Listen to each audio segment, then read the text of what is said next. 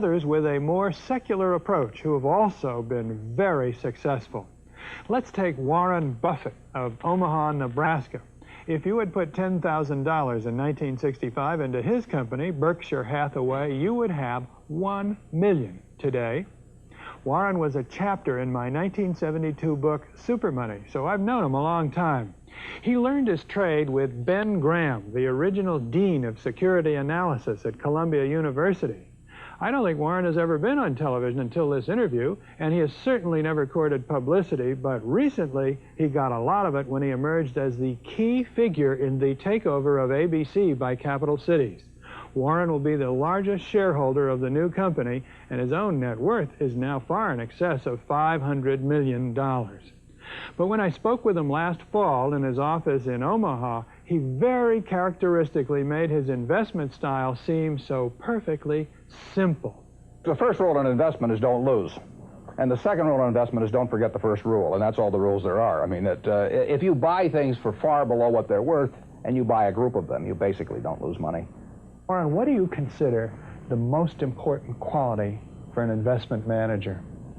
It's a temperamental quality, not an intellectual quality. You don't need tons of IQ in this business. I mean, you have to have enough IQ to get from here to downtown Omaha, but you do not have to be able to play three-dimensional chess or be in the top leagues in terms of bridge playing or something of the sort. You need a stable personality. You need a temperament that neither derives great pleasure from being with the crowd or against the crowd, because this is not a business where you take polls. It's a business where you think.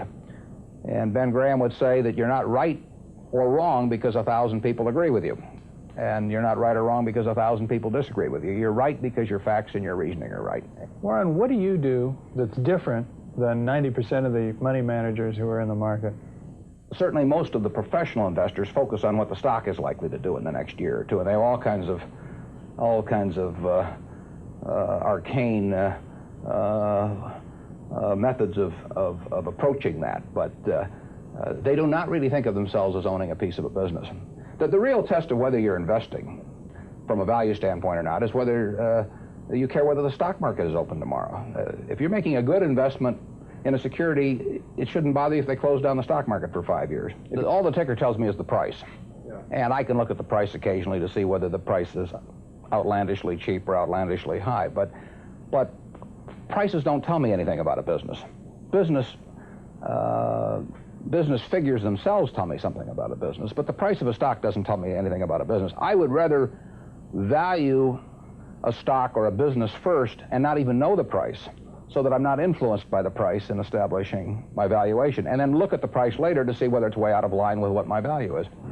So Buffett chose to stay in this world, Omaha, Nebraska, where corn grows just minutes from downtown.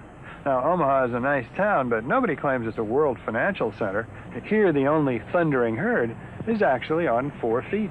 Don't you find Omaha a little bit off the beaten track for the investment world? Well, believe it or not, we get mail here, and we get periodicals, and we get all the facts needed to make decisions. And unlike Wall Street, you'll notice we don't have 50 people coming up and whispering in our ear that we should be doing this or that this afternoon. You appreciate the lack of stimulation here? I like the lack of stimulation. We get facts, not stimulation here.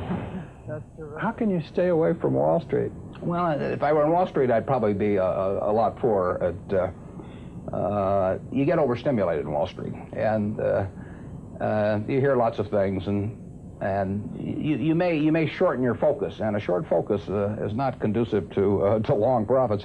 And here I can just focus on what businesses are worth, and I don't need to be in Washington to figure out what the Washington Post newspaper is worth, and I don't need to be in New York to figure out what some other company is worth. It's an intellectual process. Well, and the less static there is in that intellectual process, really the better off you are.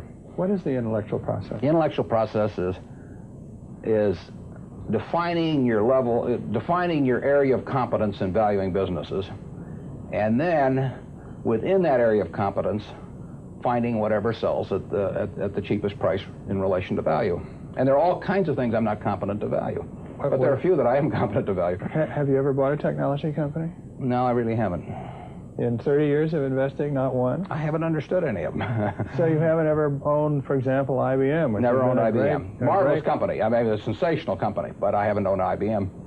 And so here is this technological revolution going on, and you're not going to be a participant. Gone right past me. Is that all right with you? It's okay with me. I don't have to make money in every game. I mean, I don't know what cocoa beans are going to do.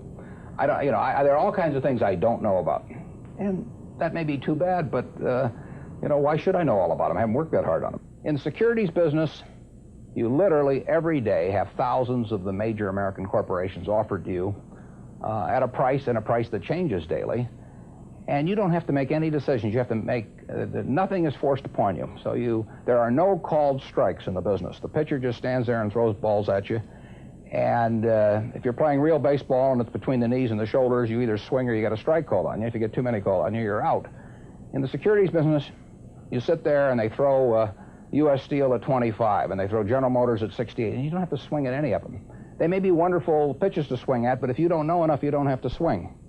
And you can sit there and watch thousands of pitches, and finally you get one right there where you want it, something that you understand, and then you swing. And so you might not swing for 6 months. You might not swing for 2 years. Isn't that boring? It would bore most people, and certainly boredom is a problem with most professional money managers. If they try to sit out an inning or two, not only do they get somewhat antsy, but their clients start yelling, "Swing, you bum!" from the stands, and that's very tough for people to do. Warren, your approach seems so simple. Why doesn't everybody do it? Well, I think partly because it is so simple. That the academics, for example, focus on all kinds of variables. Partly because by academics you mean professors of right, finance? Yeah, the data's there. In business school? Sure, and the data's there. So they focus on whether if you buy stocks on Tuesday and sell them on Friday, you're better off, or if you buy them in election years and sell them in other years, you're better off, or if you buy small companies. There are all these variables because the data are there, and they've learned how to manipulate data. And as a friend of mine says, to a man with a hammer, everything looks like a nail. And once you have these skills, you just are dying to utilize them in some way, but they aren't important. If I were being asked to participate in a business opportunity, would it make any difference to me whether I bought it on a Tuesday or a Saturday or an election year or something? It's not what a businessman thinks about in buying businesses. So why think about it when buying stocks? Because stocks are just pieces of businesses.